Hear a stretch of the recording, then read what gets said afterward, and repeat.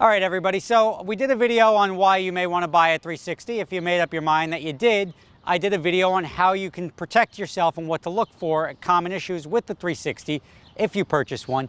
Now you've bought one, or in your dreams you've bought one, I'm going to now tell you how to make your real or fictional car better. Let's go for a walk.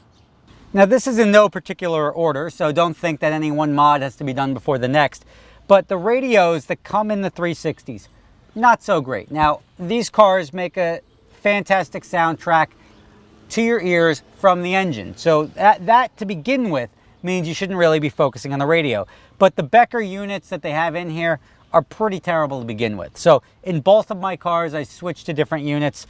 This one has the flip down screen, and the other car, this is just a Clarion unit. I don't put big radios in. I didn't change the speakers. I don't change the amps. I don't do any of that. You never get your money back. But to switch the head unit, very, very common thing to do because it's just more usable. The actual head unit in the 360 isn't so great. The buttons suck. Even on the 430 and even the 458, none of the radios are anything to write home to mom about. And on top of that, the upgraded options for the radio are really expensive. So you're better off just swapping that as one of the first things you do to make your car better.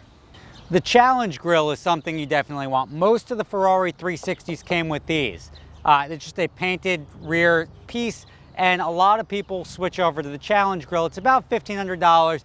Lets air flow through the engine. It looks a lot cooler. It's ventilated, and it just, I don't know, it looks the part. I mean, having paint matched is great, but if you look at the other 360, it looks a hell of a lot better with the Challenge Grille. It's not like performance or anything. It's just a very, very common mod on both 360s and 355s even. One of the most notable upgrades you can do, and this is almost a necessity on these cars, is the exhaust. Now, this car is a factory stock, nothing done to it exhaust. The entire car is actually stock except for the radio and the Challenge Grille. This car over here has a Tubi, and I didn't lose the cats, I didn't do any of that stuff, but let me just start it for you. You'll hear which one sounds better. Clearly that one sounds much better. Let's...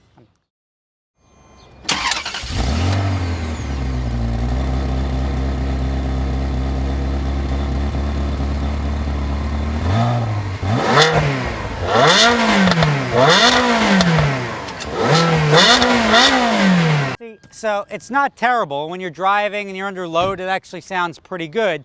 It's just, it's missing something. And I'm about to show you what that something is.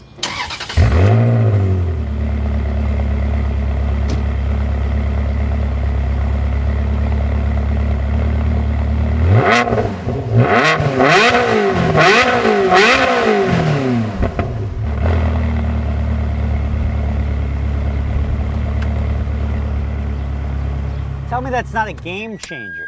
Straight up game changer. And now, obviously Ferraris are very quick to rev, so you don't really get the experience.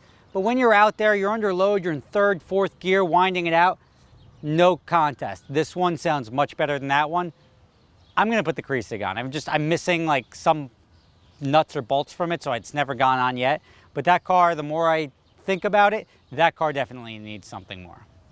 So the last thing you probably want to change, and I didn't, is this car doesn't have the shields on the side. Now the shields are a very popular option. Shields, Daytonas, which are the seat style, are two very popular things when people are talking about the cars, is to have the shields and Daytonas. If they don't have the shields, a lot of people will put the stickers on or something like that. I am not a big fan of that. That's why I haven't done it to this one. You still know it's a Ferrari. I know it looks a lot cooler with the shield on the side, like on this one, but it's got a recessed fender, so the shield actually bolts into a recessed fender. You can't do that on that. You can't like screw a shield in and suck it into the fender. To me, it's a waste of time and money.